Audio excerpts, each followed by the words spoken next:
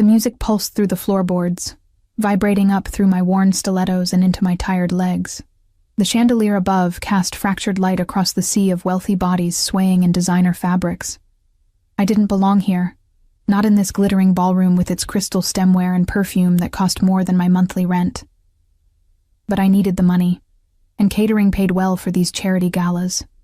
"Emma, table 6 needs champagne refills," Maggie hissed as she passed, balancing a tray of hors d'oeuvres that probably cost more than all the groceries in my refrigerator. I nodded, adjusting the uncomfortable black bow tie of my server's uniform. The weight of exhaustion pressed down on my shoulders. 3 jobs, barely enough sleep, and the constant worry about my sister's medical bills hanging over me like a storm cloud. I was invisible here, just another pair of hands refilling glasses, collecting empty plates, and disappearing into the background. As I weaved through the crowd with my tray of champagne flutes, the hairs on the back of my neck stood up. Someone was watching me. I could feel it. A gaze heavy enough to make my skin prickle beneath my starched white shirt. I glanced up and froze. He stood apart from the crowd, though people orbited around him like satellites unable to break free of gravitational pull. Tall, with broad shoulders draped in a suit that looked like it had been painted onto his frame. Dark hair swept back from a face that belonged on a Renaissance statue, all sharp angles and perfect proportions. But it was his eyes that caught me, dark as midnight, and fixed directly on mine with an intensity that made my breath catch. Unlike the other guests who looked through me, he was seeing me. Really seeing me. I dropped my gaze, my heart hammering against my ribs as I continued toward table 6. The champagne in my glasses trembled slightly with each step. I felt his eyes follow me across the room, tracking my movements as I refilled glasses with mechanical precision. "Who is that man?" I whispered to Maggie when I returned to the service area, nodding discreetly toward him. She glanced over and her eyes widened. "No idea, but whoever he is, he's important. Look at his security." She nodded toward 2 men standing at a careful distance from him, their eyes constantly scanning the room, hands positioned to reach inside their jackets at a moment's notice. "Ladies," our supervisor's sharp voice cut through our whispers. Less chatting, more serving. For the next hour, I tried to ignore his presence, but it was like trying to ignore gravity. Whenever I glanced in his direction, his eyes were waiting for mine. It was unsettling, and yet thrilling in a way I hadn't felt in years. In my world of double shifts and overdue bills, there was little room for the rush of being noticed.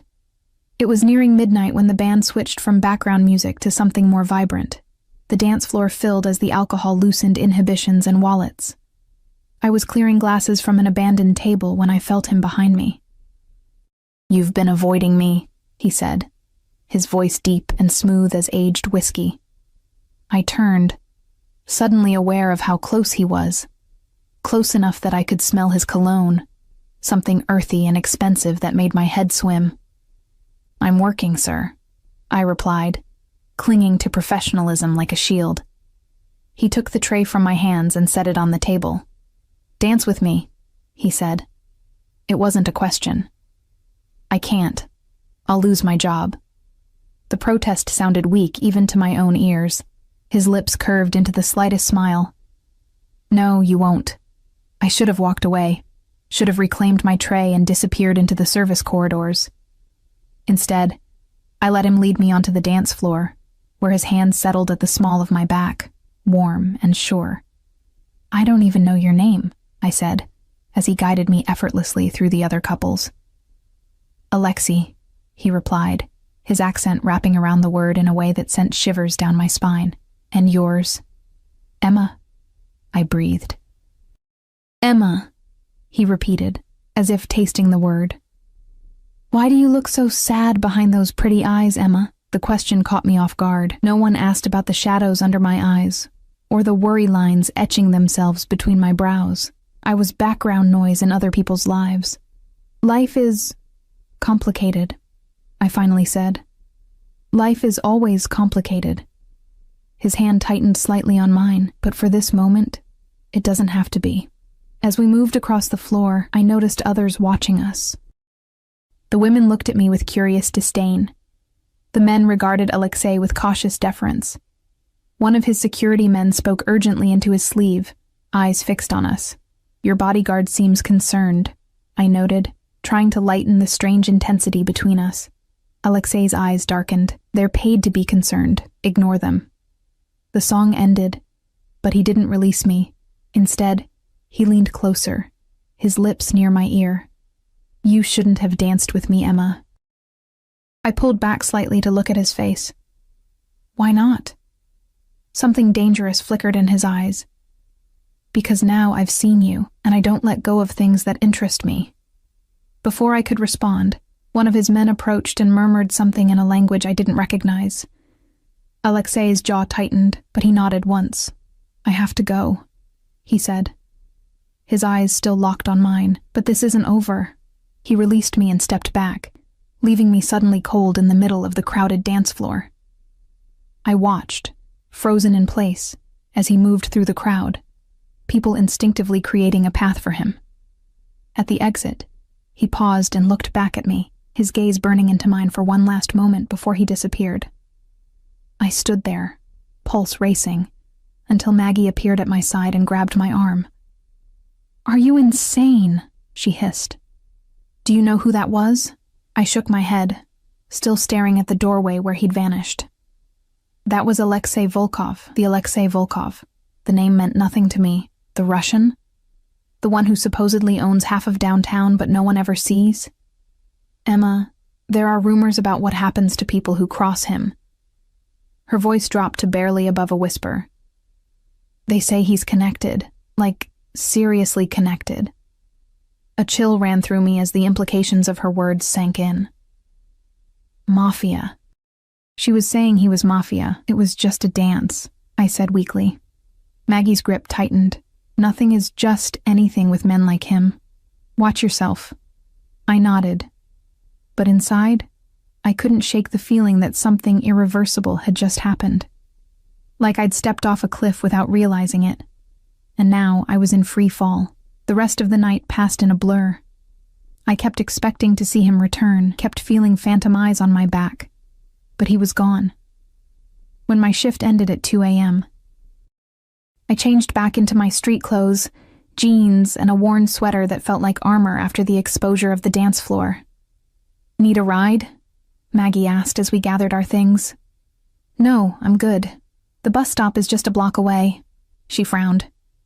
After tonight, maybe you shouldn't. It was just a dance, I repeated, more firmly this time. I'll never see him again. But even as I said it, I didn't believe my own words. The night air was crisp as I stepped outside, pulling my thin jacket tighter around me. The streets were quiet at this hour, the sidewalks empty except for a few stragglers leaving bars or heading to early morning shifts. I was halfway to the bus stop when a sleek black car pulled alongside me, moving at exactly my pace. My heart leaped into my throat as the rear window lowered. I kept walking, quickening my pace, eyes fixed ahead. Emma. His voice stopped me in my tracks. Slowly, I turned. Alexei sat in the back seat, illuminated by the soft interior light of the car.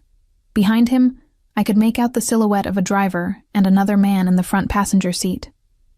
How did you know where I'd be? I asked, my voice steadier than I felt. Get in the car, Emma. It's late, and this neighborhood isn't safe. I glanced around. The street was deserted now. I think I'll take my chances. His expression hardened. That wasn't a request. The fear and something else, something I didn't want to name, coiled in my stomach. Why are you doing this? You don't even know me. I know enough. He pushed the door open wider. I know you work too hard. I know you're carrying a burden that's too heavy. And I know that someone as beautiful as you shouldn't be walking alone at this hour. His words wrapped around me like silk. Tempting and dangerous. I took a step back. Thank you for the offer, but I'm fine. Really. Something flickered across his face. Surprise, perhaps. I got the impression he wasn't refused often. At least let me drive you home. His voice softened, almost gentle now. No strings attached. I hesitated, torn between caution and exhaustion. The last bus would be arriving soon, but it would still be an hour before I got home, and I had an early shift at the diner tomorrow. Just a ride home, I said finally, stepping toward the car. His smile was slight but victorious as I slid into the leather seat beside him. The door closed with a soft, expensive thunk that seemed to seal my fate. As the car pulled away from the curb, I realized I'd just made a terrible mistake, but looking into Alexei's dark eyes, watching as satisfaction settled over his features, I couldn't bring myself to regret it. Not yet, anyway. The interior of the car smelled of leather, and Alexei's cologne, a scent I was already beginning to recognize. The privacy partition was up, sealing us away from his men in the front seat. Through the tinted windows, the city slid by in a blur of streetlights and shadows. "Your address?" Alexei asked, his voice filling the quiet space between us. I hesitated, suddenly uncomfortable with the idea of him knowing where I lived. "You can drop me at the corner of Elm and 23rd. His eyes narrowed slightly. "That's not your home. It's close enough." He studied me for a long moment, then nodded once to himself, as if confirming something he'd already suspected. "You don't trust me." "I don't know you," I countered. "And yet you got into my car." The observation hung between us, neither accusation nor compliment, just fact. I looked away, watching the buildings grow shabbier as we left downtown behind. "Maybe that was a mistake." "No," he said with such certainty that my eyes snapped back to his. "It wasn't." He reached into his jacket, and I tensed involuntarily. A flicker of something, hurt, perhaps, crossed his face before he pulled out a business card. He held it out to me, but when I reached for it, he kept hold, forcing me to look at him. "My private number," he said. "Not my assistant's, not my secretary's. Mine. No one has this but you." The weight of that statement wasn't lost on me. I tugged the card from his fingers and glanced down. It was simple. Expensive cardstock with just his name and a phone number embossed in dark ink. "What am I supposed to do with this?" I asked, turning the card over in my hands. "Call me when you're ready." "Ready for what?" His lips curved into that barely there smile again. "To stop running." Before I could ask what he meant, the car slowed to a stop. We'd reached the corner I'd indicated. "Thank you for the ride," I said, tucking the card into my pocket and reaching for the door handle. His hand covered mine, warm and firm. "Emma." The way he said my name, like it belonged to him somehow, made my breath catch. "The next time I see you, it won't be by chance." I slipped my hand from beneath his and pushed the door open, needing air that wasn't filled with his presence. "Good night, Alexei." I felt his eyes on me as I walked the 3 blocks to my actual apartment building, but the car didn't follow. It remained at the corner until I was out of sight. A dark sentinel in the night. My apartment was small, barely more than a studio with a kitchenette and bathroom so tiny I had to turn sideways to get past the sink. But it was mine, paid for with countless double shifts and careful budgeting. I locked the door behind me, then double-checked it before leaning against the wall and exhaling slowly. My phone buzzed with a text message. Unknown number. "Sweet dreams, Emma." My heart stuttered. How had he gotten my number? I hadn't given it to him. The implications of that, of what else he might know about me, sent a chill down my spine.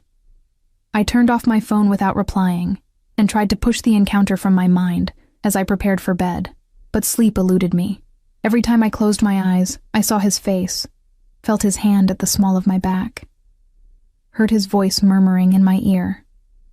"You shouldn't have danced with me." The morning came too quickly. I dragged myself through my shift at Rosie's diner, serving pancakes and coffee to the early crowd with mechanical efficiency. My mind was elsewhere, caught between the memory of last night and worry about my sister Lily. At 30, I was 5 years older than Lily, and since our parents died in the car accident 6 years ago, I'd become her de facto guardian.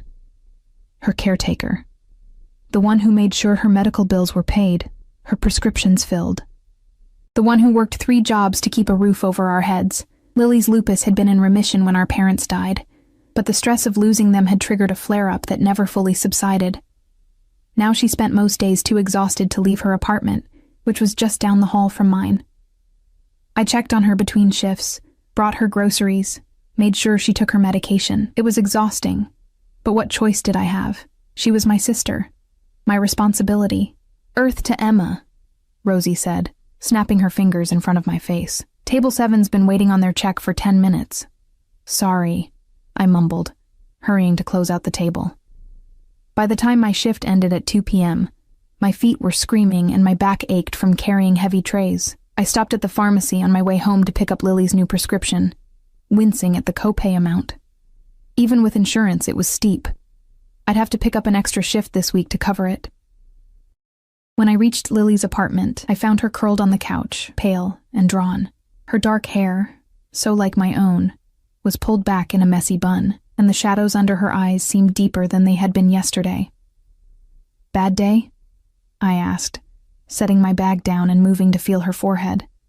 She nodded weakly. "Couldn't sleep. The pain was worse last night."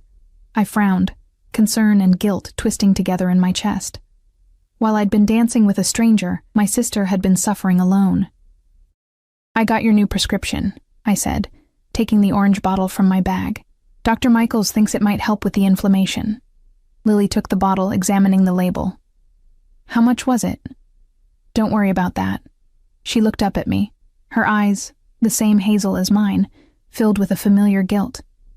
"Em, you can't keep doing this. You're working yourself to death for me." "I'm fine," I insisted, moving to her kitchen to make tea. It was an old argument, one we'd had dozens of times. Besides, I might have a lead on something better. The lie slipped out before I could stop it. I wasn't sure why I said it, perhaps to ease her worry, or perhaps because some part of me was still turning over Alexi's words from the night before. "Call me when you're ready." Ready for what? A job? Something else?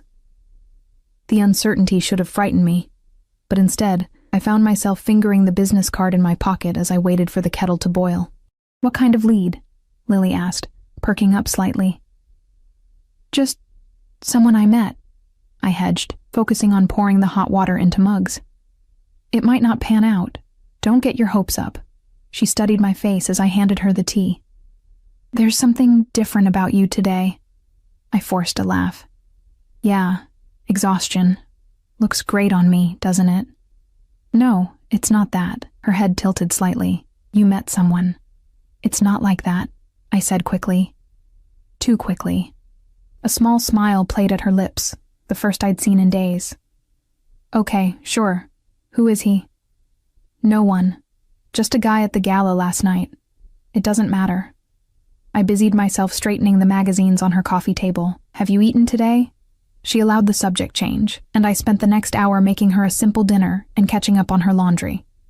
By the time I left her apartment, the sun was setting, casting long shadows through the grimy windows of the hallway. My phone, which I'd turned back on before my diner shift, buzzed in my pocket. Another text from the unknown number. From Alexei. "Dinner tonight?" "I'll send a car at 8. Not a question. A statement. As if my agreement was a foregone conclusion. I started to type a refusal, then paused. What would happen if I said yes? One dinner. One night away from the crushing responsibility and constant worry. Was that so wrong? Before I could overthink it, I typed, "I have to check on my sister first." His response came immediately. "The car will wait." I stared at my phone, torn between irritation at his presumption and a strange fluttering excitement. I hadn't been on a real date in... I couldn't remember how long. Between work and caring for Lily, there simply wasn't time. "Fine. 8:30. And this time, I'll give the driver my actual address." I could almost feel his satisfaction through the phone. Wise choice. At precisely 8:30, a different car than the one from last night, this one a sleek silver sedan with tinted windows, idled outside my building. The driver, a stone-faced man in a dark suit, held the door open without a word.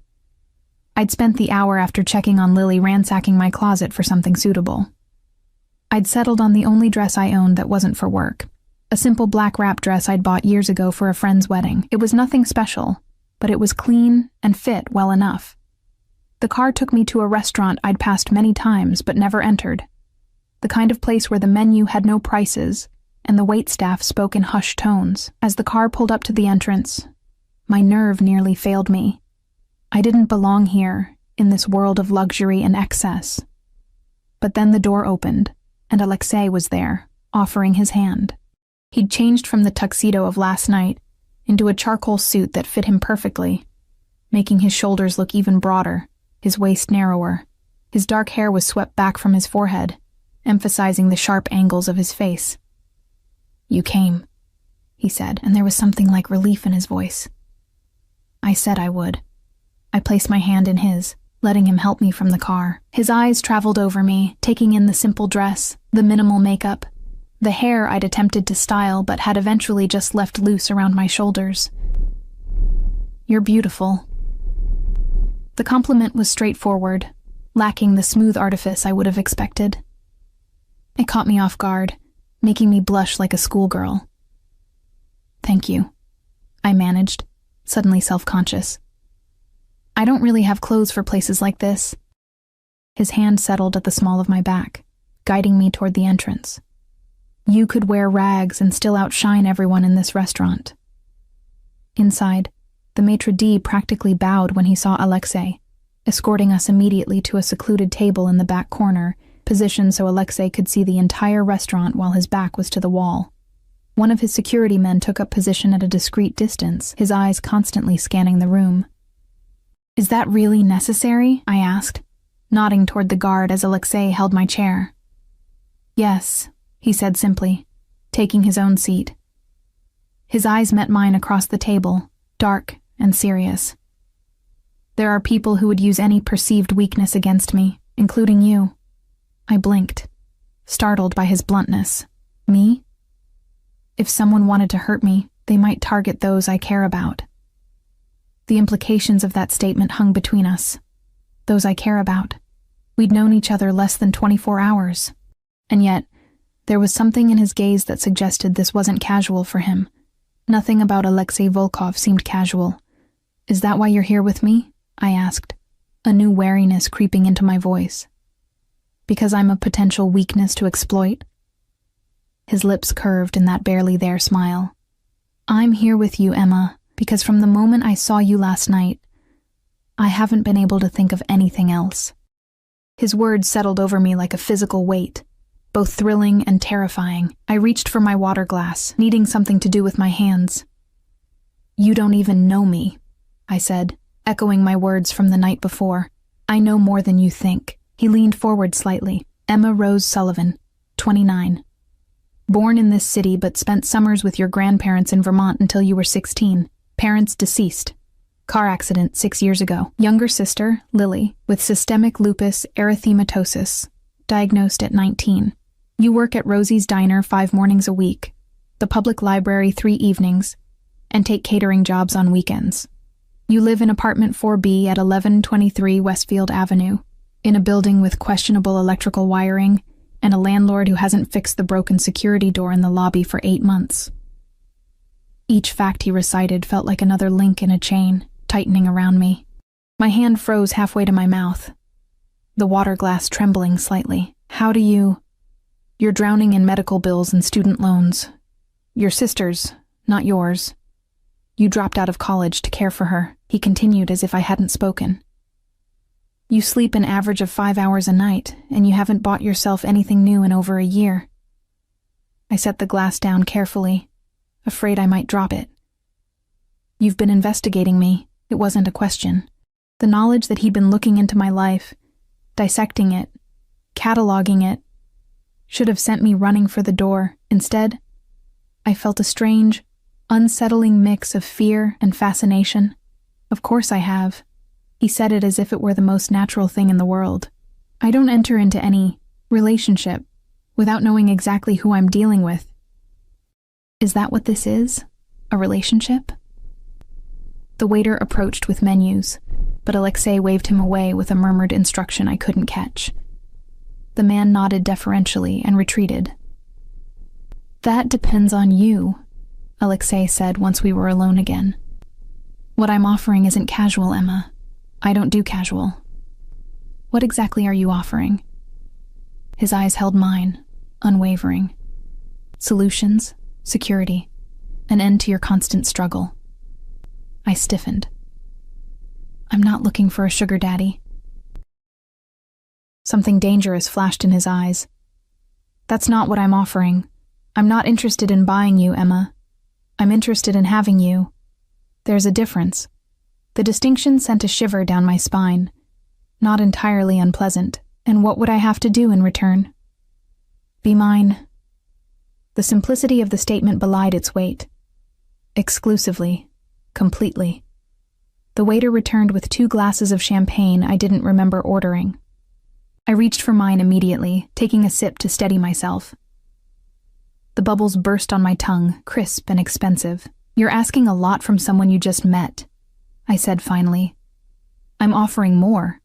His voice softened slightly. Your sister's medical bills. Gone. A new apartment in a building with proper security, closer to her doctors. No more 60-hour work weeks just to keep your head above water. I took another sip of champagne, trying to gather my thoughts. You make it sound like you're rescuing me. Aren't I? The question hung between us as the waiter returned with our first course. Something delicate and artfully arranged that I couldn't identify. I hadn't seen Alexei order, hadn't seen a menu. Another indication of the control he was accustomed to wielding. What do you do, Alexei? I asked, though I already suspected the answer from Maggie's warning, from the security, from the way others looked at him with a mixture of fear and deference. I have interests in various businesses, he replied smoothly. Real estate primarily, some import-export operations, nightclubs, private security. Vague enough to be legitimate, specific enough to sound like an answer. I wondered how much of it was truth, how much carefully constructed facade. And these interests? They're all legal? He set down his fork, studying me. Would it matter to you if they weren't? I should have said yes immediately. Instead, I found myself considering the question seriously. I don't know, I admitted finally. I've spent my entire adult life following the rules, working within the system. And where has it gotten me? Drowning in debt, watching my sister suffer because I can't afford the treatments she needs, working myself to exhaustion just to stay afloat. Something like approval flickered in his eyes. The system isn't designed for people like you, Emma. It's designed to keep you exactly where you are, struggling enough that you don't have the energy to question why things are the way they are. His words resonated with thoughts I'd had late at night, in those moments between shifts when exhaustion made the barriers between acceptable and unacceptable thoughts more permeable. So what happens now? I asked, pushing my barely touched food aside. Now we finish our dinner. I take you home. And you think about my offer. His voice was calm, patient. I won't rush you, Emma, but I won't wait forever either. The rest of the meal passed in a blur of exquisite food I could barely taste and conversation that carefully skirted the edges of what had been laid out between us.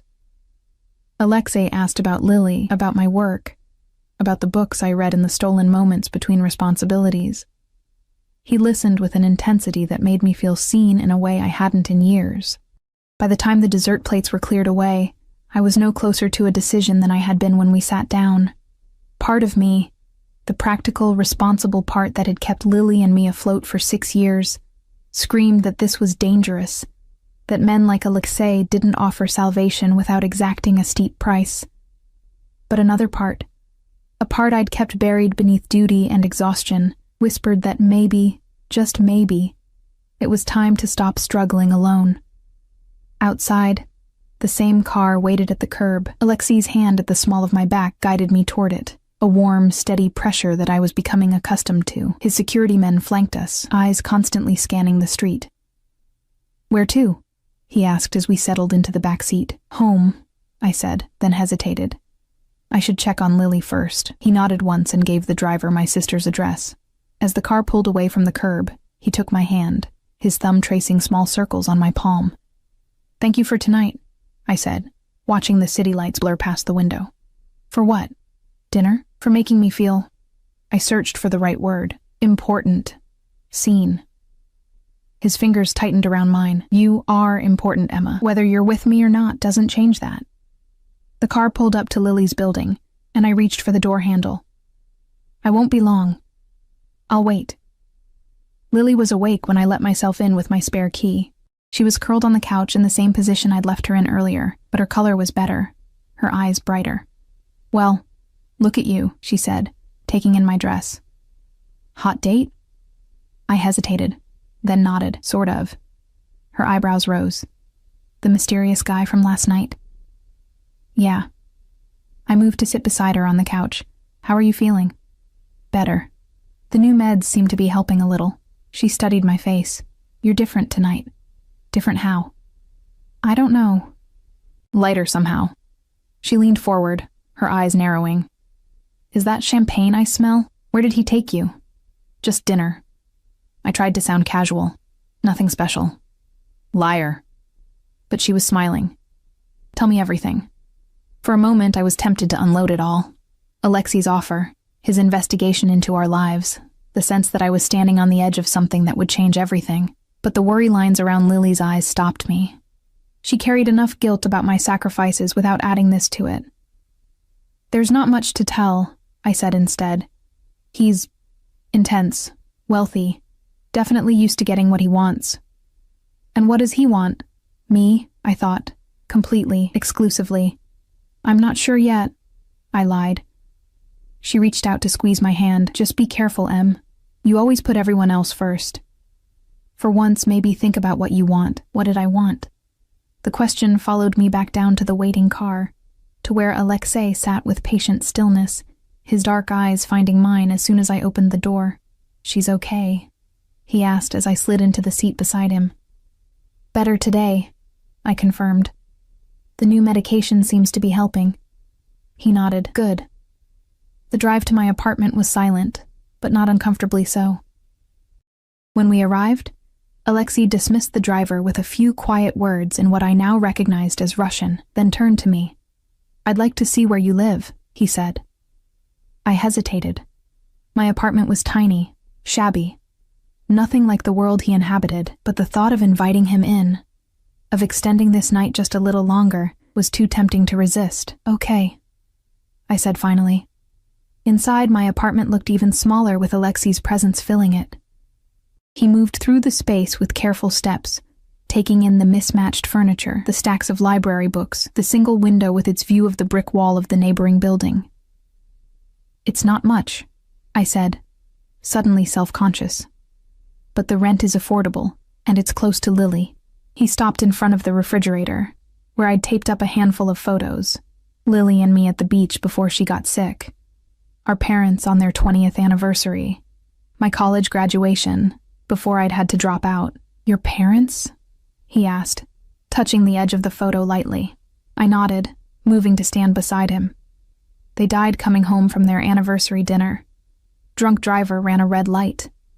His jaw tightened. And the driver? Walked away with a concussion and 6 months probation, I said. The bitterness I thought I'd buried years ago rising to the surface. He had a good lawyer. Alexei's hand covered mine, warm and solid. Justice is rarely served by the system designed to deliver it. I looked up at him. Really looked, seeing past the expensive clothes and intimidating security to the man beneath.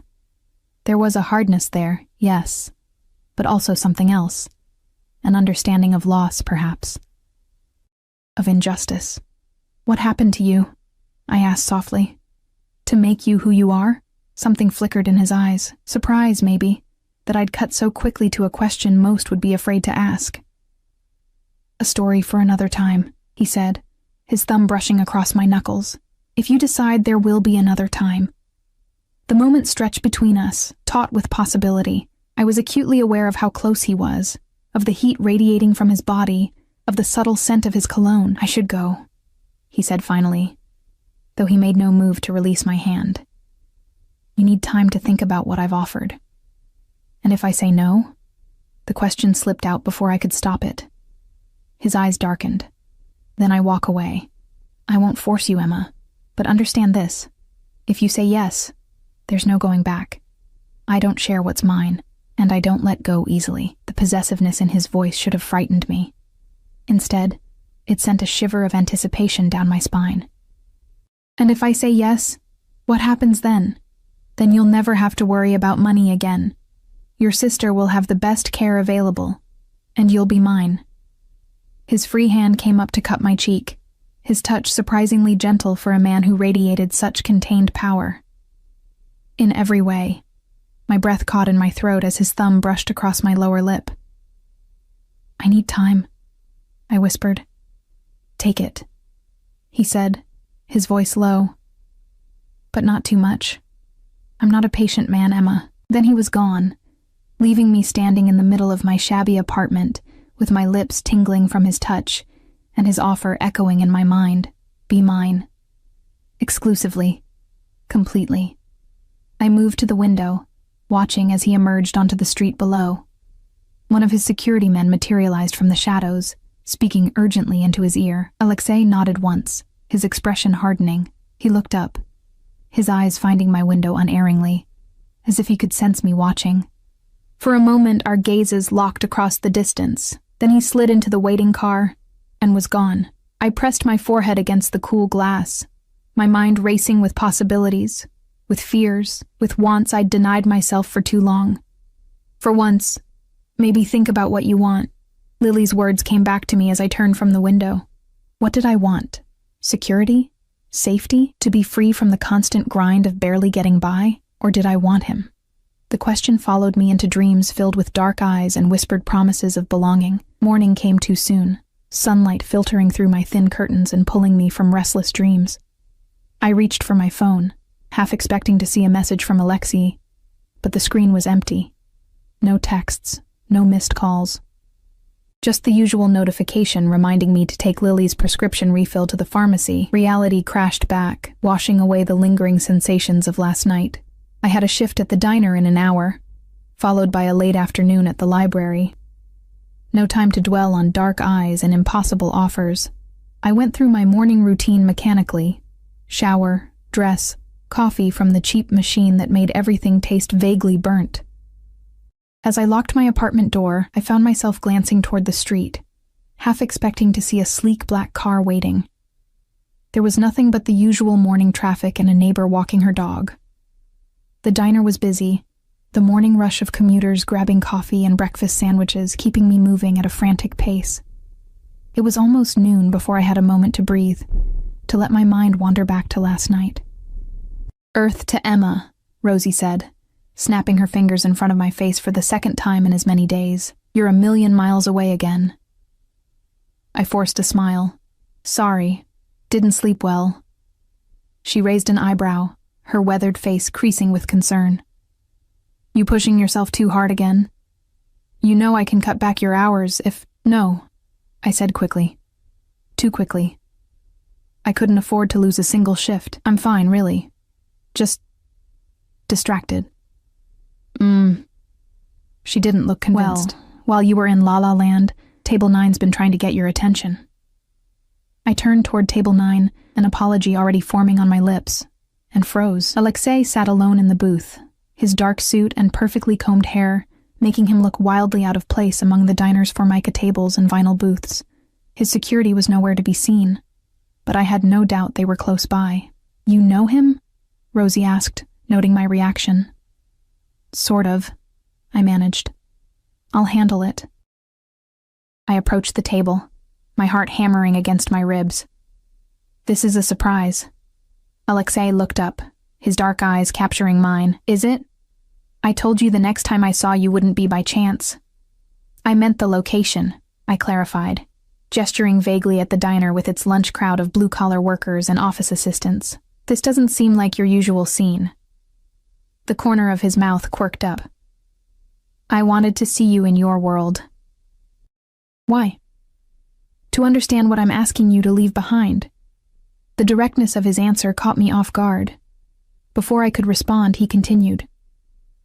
I've been watching you for the past hour. How hard you work. How everyone takes from you, your time, your energy, your attention, and gives so little in return.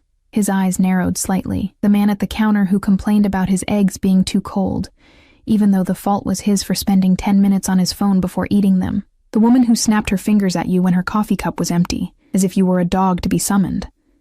Your manager, who hasn't noticed that you've been on your feet without a break since you arrived. I glanced toward the counter, where Rosie was pretending not to watch us. Rosie's good to me. She's flexible with my schedule when Lily needs me. The bare minimum of human decency isn't something to be grateful for, Emma. He leaned forward slightly. You deserve more. Is that what you're offering? More? Everything, he said simply. Everything you need. Everything you want. everything you haven't let yourself dream of having. A group of construction workers came in, filling the last empty tables with boisterous conversation. Rosie shot me a meaningful look. "I have to get back to work," I said, taking a step back. Alexei reached out, his fingers circling my wrist with gentle but unmistakable possession. "When do you finish?" "2. But I have another shift at the library at 4. His jaw tightened slightly. "Cancel it." "I can't just—" "Yes, you can." His thumb traced small circles on the inside of my wrist, sending shivers up my arm. "Call in sick. Spend the afternoon with me instead." I should have pulled away. Should have told him I needed the money, that I had responsibilities. Instead, I found myself nodding. "Okay." Something like triumph flickered in his eyes. He released my wrist and sat back. For the next 2 hours, I was hyper-aware of his presence as I served other tables, filled coffee cups, cleared plates. Occasionally, I would glance over to find his eyes on me, dark and intent. He nursed a single cup of coffee, ignoring the curious looks from other customers. At 2, I untied my apron and collected my things from the back room. Rosie cornered me before I could leave. "Who's the suit?" she asked, nodding toward Alexei. "He's been watching you like a hawk all morning." "Just someone I met," I hedged. Her eyes narrowed. "He looks intense." "He is." "You be careful, Emma," she said, concern evident in her voice. "Men like that, they're used to getting what they want, and when they don't—" "I'll be fine," I assured her, though I wasn't entirely convinced myself. "I'm just going to spend the afternoon with him." "And the library?" I hesitated. "I'm going to call in."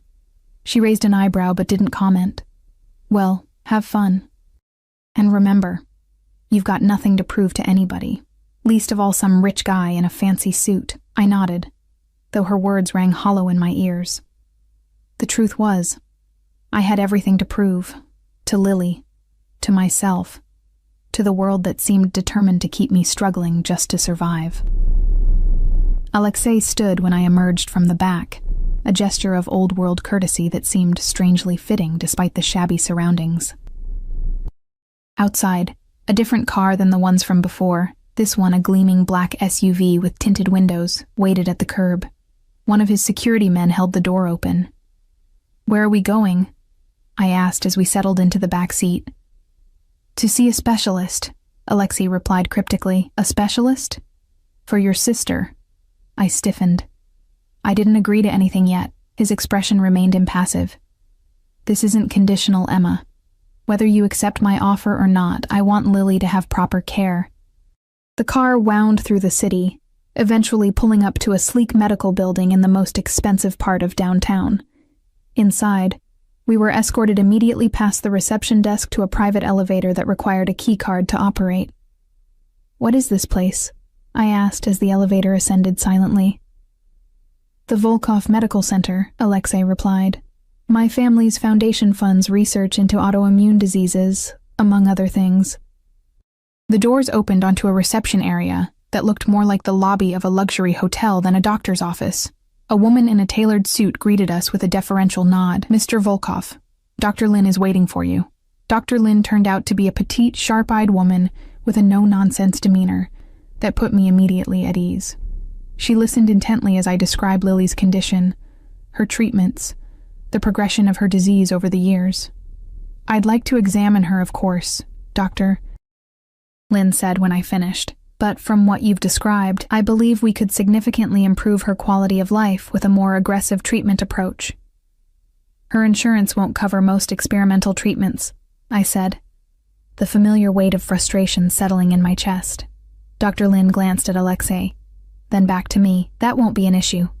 The Volkov Foundation covers all treatment costs for patients in our research programs." I turned to Alexei, who was watching me with that same intense focus. "Why are you doing this? You don't even know Lily." "I know you," he said simply. "And I know what it's like to watch someone you love suffer when you're powerless to help them." There was something in his voice, a hidden pain, a memory, that made me wonder again about the experiences that had shaped him. Before I could ask, Dr. Lin handed me her card. "Have your sister call me to set up an appointment. she said. The sooner we can begin, the better. Outside, back in the car, I stared at the card in my hand. It represented something I'd been fighting for since Lily's diagnosis. Hope, real hope. Not the desperate kind that came from cutting corners on my own needs to afford another specialist, another treatment that might not work. Thank you, I said finally, looking up at Alexei. Whether I accept your offer or not, thank you for this. He reached out to tuck a strand of hair behind my ear, his fingers lingering against my cheek. I told you, Emma, everything you need. The rest of the afternoon passed in a blur. Alexei took me to a small, exclusive restaurant tucked away in a part of the city I rarely visited. We talked about Lily, about my parents, about books we'd read and places we'd been. He spoke of Russia, where he'd been born, of coming to America as a child with his father after his mother's death. How did she die? I asked, sensing the same shadows that hung over my own history of loss. She was killed, he said, his voice flat. By men who wanted to send my father a message. I reached across the table to take his hand. I'm sorry. He looked down at our joined hands, a flicker of surprise crossing his face. It was a long time ago. That doesn't make it hurt less. His eyes met mine, and for a moment, I glimpsed something vulnerable beneath the controlled exterior, a shared understanding of grief, of the ways loss could reshape a life. The moment passed, and he withdrew his hand. It's getting late. I should take you home. Outside, the afternoon light was fading, the city transitioning from day to night. Alexei's security men materialized as we exited the restaurant, forming a protective perimeter around us as we walked to the car. Will you be at your apartment tonight? Alexei asked as we drove through the evening traffic. Yes, I replied. I always check on Lily before bed. He nodded, as if confirming something to himself. I'd like your answer by tomorrow, Emma. The deadline, delivered in his calm, certain voice, sent a shiver down my spine. That's not much time. It's enough. You already know what you want. The only question is whether you'll allow yourself to have it. The car stopped in front of my building, but Alexei made no move to get out. Instead, he turned to face me, his dark eyes searching mine. One more thing, he said, his voice low. Whatever you decide, I want you to be sure. I don't offer second chances, Emma. Once you're mine completely. The possessiveness in his tone sent a shiver through me. Half fear, half something else I wasn't ready to name. And if I say no, then this ends. The offer for your sister's treatment stands. That's not conditional. But you and I... He paused, his jaw tightening almost imperceptibly. We go our separate ways. I nodded, understanding the finality in his words. I'll have an answer for you tomorrow. His hand came up to cup my cheek, his thumb brushing across my lower lip in a touch so light it might have been imagined. Until then, I stepped out of the car into the evening air, feeling his eyes on me as I walked to my building's entrance. Only when I was inside did I hear the car pull away from the curb. My apartment felt smaller than usual, more confining. I moved through the space restlessly, picking things up and putting them down again, my mind racing with possibilities, with fears, with wants I'd denied myself for too long. At 9, I went to check on Lily as promised. She was sitting up in bed, her color better than it had been in weeks, a book open on her lap. Hey, she said, smiling as I entered. I was about to call you. I have news. I perched on the edge of her bed, noting the excited gleam in her eyes. What kind of news? I got a call from a Dr. Lin at the Volkov Medical Center, she said, reaching for a business card on her nightstand, identical to the one in my purse. She said they're doing a research study on lupus treatments and wanted to know if I'd be interested in participating. All expenses paid, Emma, even transportation to and from appointments. My heart stuttered. Alexei had moved quickly. That's amazing. I know. I looked them up online. They're like super prestigious, the cutting edge of autoimmune research. Her eyes narrowed slightly. You don't seem surprised. I hesitated, torn between truth and evasion. I might have had something to do with it. What do you mean? The guy I've been seeing, his name is Alexei Volkov. The medical center belongs to his family. Lily's eyes widened. Volkov. As in, the Volkovs? Emma, they're like billionaires. Old money mixed with new tech, and she broke off, staring at me. How did you even meet someone like that at that charity gala I worked last week? I said, fiddling with the edge of her blanket. We danced, and then it just sort of happened. She studied my face, her expression shifting from excitement to concern. There's more to it than that, isn't there? What aren't you telling me? I sighed, knowing I couldn't hide the truth from her, not when it affected her so directly. He's offered to take care of us, Lily. Both of us. Your medical bills, a new apartment closer to your doctor's, everything. Her eyes widened. In exchange for what? Me, I said simply. He wants a relationship, an exclusive commitment. A relationship?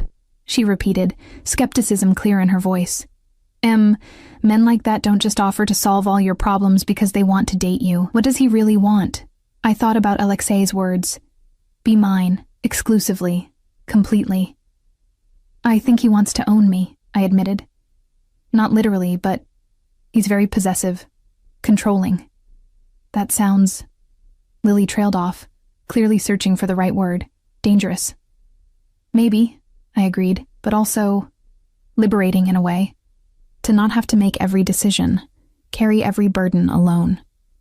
I looked down at my hands, at the calluses from years of hard work, the chipped nail polish I never had time to maintain properly. I'm so tired, Lily, of struggling, of never having quite enough, of watching you suffer because I can't afford better care. So you'd what? Be his mistress? His kept woman? There was no judgment in her voice, just concern. I don't know exactly. That's part of what scares me. He's intense. Secretive. There are aspects of his life, his business, that I'm not sure I want to know about. You think he's involved in something illegal? Again, not a question. I nodded slowly. Probably. Yes. Lily reached out to take my hand. What are you going to do? I don't know yet, I admitted. He wants an answer tomorrow. She squeezed my fingers. Whatever you decide, I'm with you. But her eyes, so like my own, held mine steadily. Don't do this for me. If you say yes to him, make sure it's because it's what you want. I left Lily's apartment with her words echoing in my mind. Make sure it's what you want. But what did I want? Security? Safety? Freedom from the constant grind of barely getting by? Or did I want him? The question followed me back to my apartment, where I curled up on my worn sofa and tried to imagine what life with Alexei would be like. Luxury, certainly. Protection. No more worrying about bills or juggling multiple jobs, but also restrictions, expectations. His world would come with its own set of rules, its own dangers.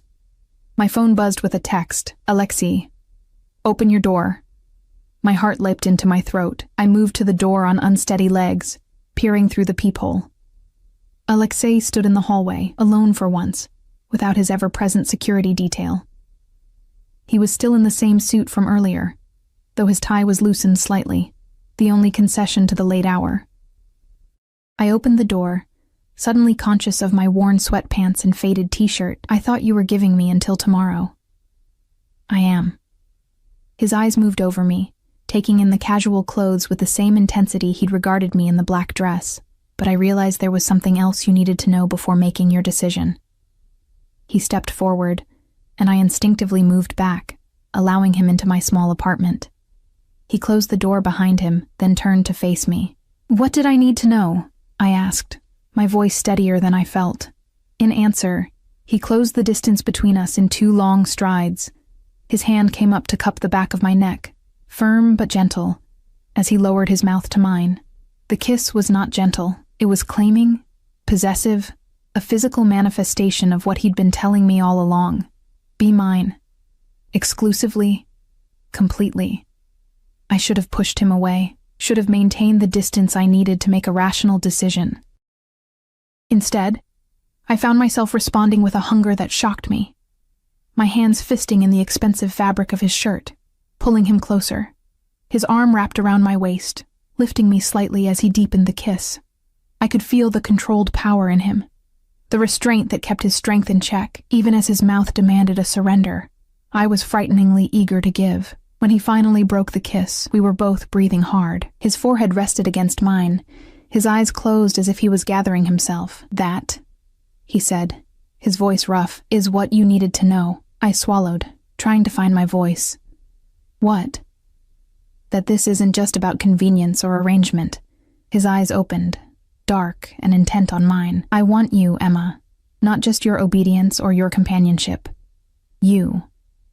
The raw honesty in his voice stripped away my last defenses. I reached up to touch his face, my fingers tracing the sharp line of his jaw. "I'm scared," I admitted. "Good." He turned his head slightly to press a kiss to my palm. "Fear keeps you alive. Fear makes you careful, but don't let it stop you from taking what you want."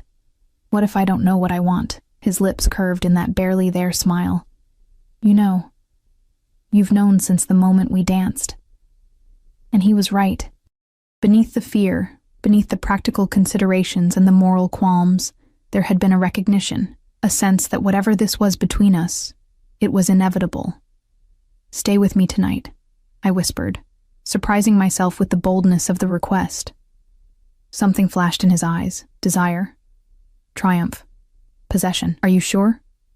I nodded, beyond words. He studied my face for a long moment, then stepped back, putting a deliberate distance between us. "No." I blinked, confused by the rejection. "But I thought—" "When you come to me," he said, his voice low and controlled, "it will be with your eyes wide open, knowing exactly what you're agreeing to. Not in the heat of the moment, not out of loneliness or desperation, but because you've chosen it, chosen me, with full understanding of what that means." He moved to the door, his hand on the knob. "Tomorrow, Emma, I'll send a car at 7. Either you'll be in it, or you won't. And we'll both have our answer." Then he was gone, leaving me standing in the middle of my tiny apartment with my lips still tingling from his kiss, and a decision to make that would change everything. I slept fitfully, dreams filled with dark eyes and whispered promises. When morning came, I moved through my routine in a daze, my mind still circling the same questions, the same fears, the same wants. At 6, I called Rosie and quit my job at the diner. Then I called the library and did the same. By 6:30, I was standing in front of my closet, staring at the meager collection of clothes, none of which seemed right for the occasion. In the end, I settled on jeans and a simple blouse, clothes that represented the life I was considering leaving behind. At precisely 7, my phone buzzed with a text. "The car is waiting." I took one last look around my apartment, at the life I'd built from necessity and sacrifice. Then I picked up the small bag I'd packed, just essentials, nothing I couldn't leave behind, and walked out the door. The same sleek black car from the day before idled at the curb, the driver standing beside the open rear door. There was no sign of Alexei. "Where are we going?" I asked as I slid into the back seat. "Mr. Volkov's residence," the driver replied, closing the door with a soft thunk that seemed to seal my decision. The city gave way to more exclusive neighborhoods, houses set back from the street behind walls and security gates. Eventually, we turned onto a private drive that wound through carefully landscaped grounds to a house that could only be described as a mansion. Modern, all clean lines and glass, overlooking the water.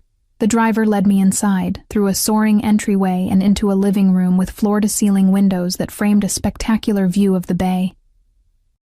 Alexei stood with his back to me, looking out at the water, a glass of amber liquid in his hand. "She's here, sir," the driver announced before disappearing, leaving us alone.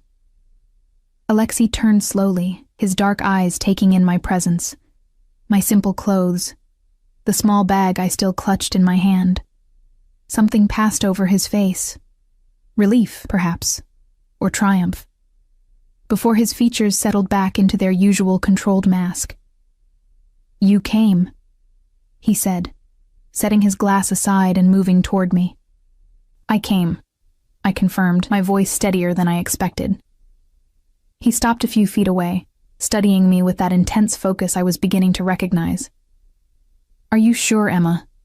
There's no going back from this. I took a deep breath. Before I answer, I need to know something. Ask. The businesses you mentioned, real estate, import-export, nightclubs, how much of that is legitimate? A flicker of surprise crossed his face, as if he'd expected a different question. Some of it.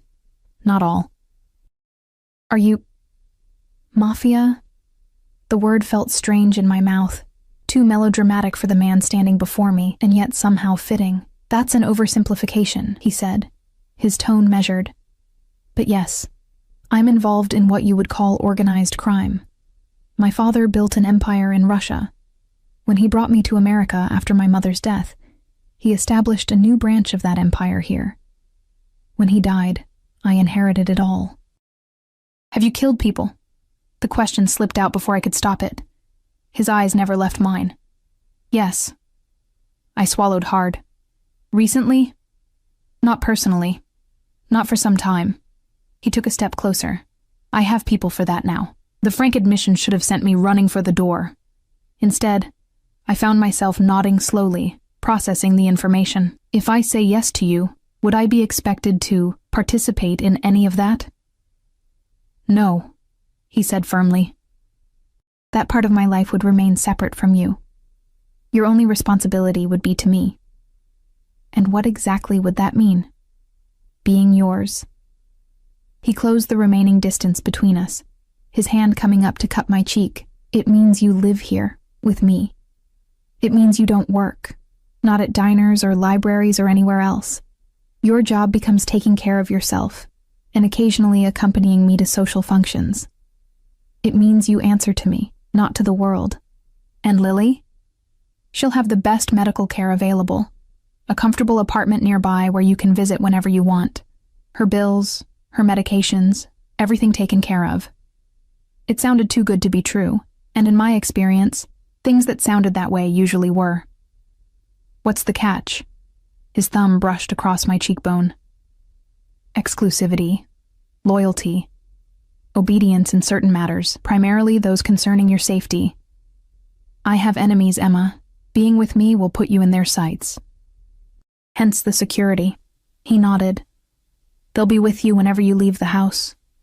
It's non-negotiable. I considered this, trying to imagine a life where my movements were constantly monitored, where I lived in a gilded cage, safe but never truly free. But hadn't I been living in a cage already?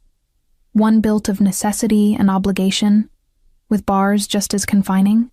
One more thing, I said. I won't be a decoration. I need purpose. Something meaningful to do with my time.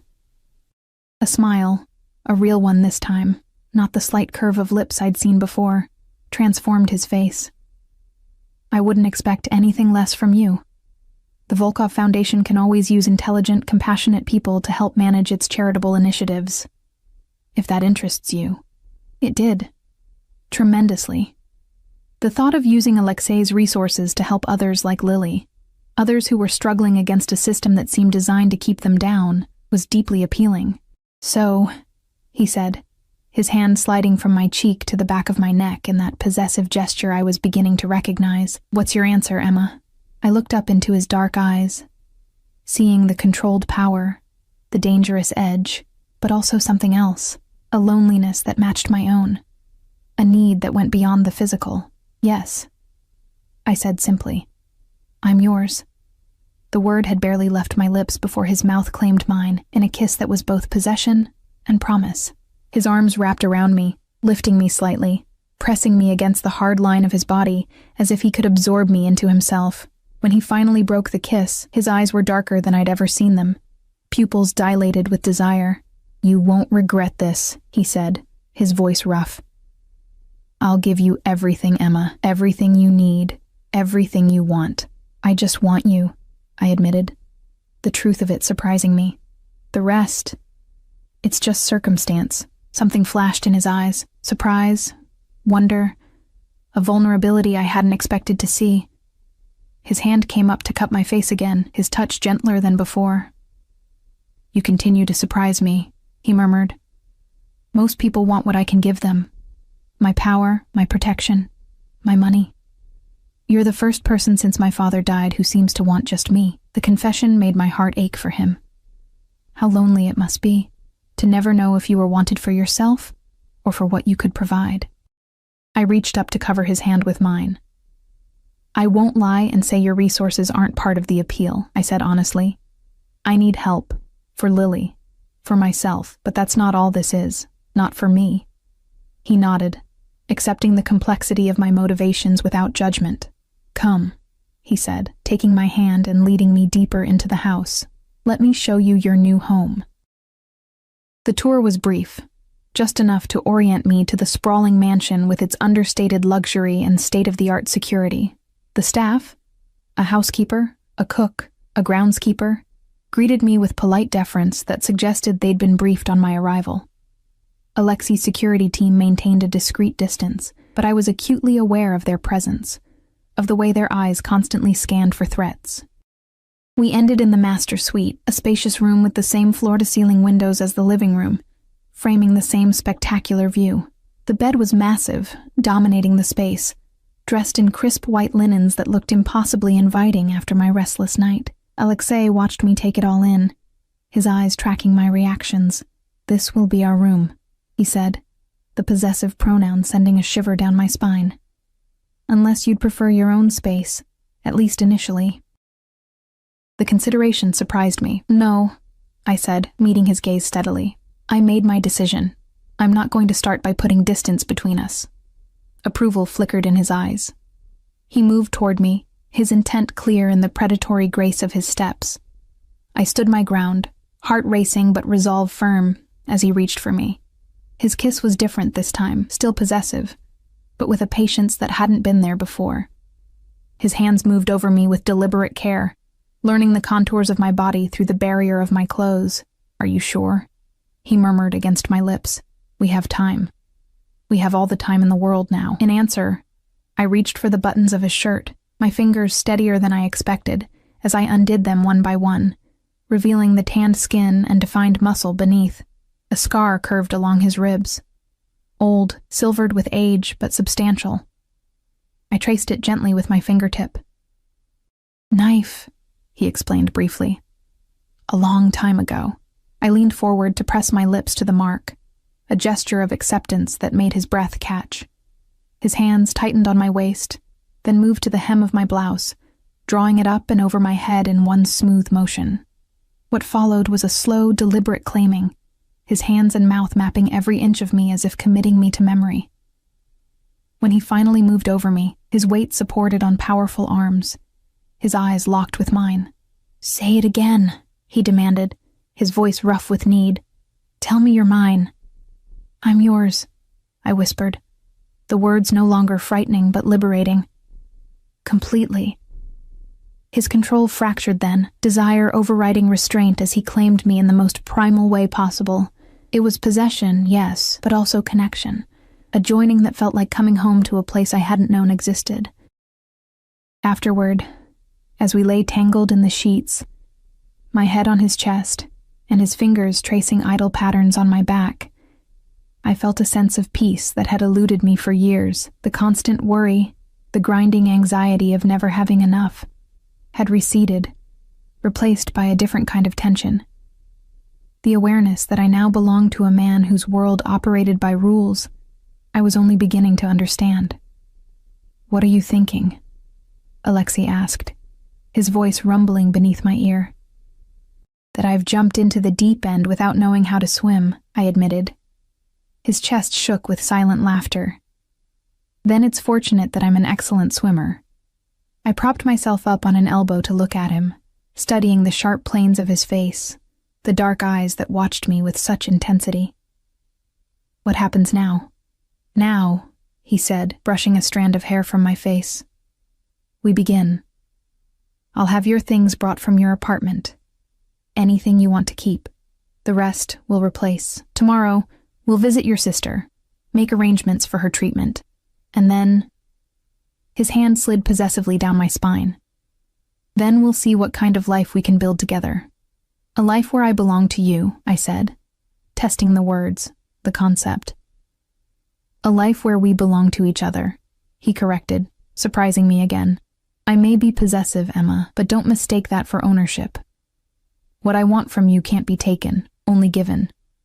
I settled back against his chest, listening to the steady beat of his heart beneath my ear. Outside, the sun was setting over the bay, painting the water in shades of gold and crimson. A new day would come tomorrow, bringing with it challenges I couldn't yet imagine, adjustments to a life so different from the one I'd known. But for now, in this moment, I was exactly where I wanted to be. In the arms of a dangerous man who looked at me as if I were the most precious thing in his world, and for the first time in years, I felt not just safe, but free. Free to want, free to take, free to be wanted and taken in return. The irony wasn't lost on me, that in giving myself to Alexei, in accepting his terms and his protection, I'd found a liberation that had eluded me in my independent struggle. "Stop thinking so hard," Alexei murmured, pressing a kiss to the top of my head. "Whatever comes, we'll face it together. Together." The word echoed in my mind as I closed my eyes, surrendering to exhaustion and the soothing rhythm of his breathing. Whatever I had just stepped into, whatever dangers or complications awaited, I wasn't alone anymore, and that, perhaps, was the greatest gift of all.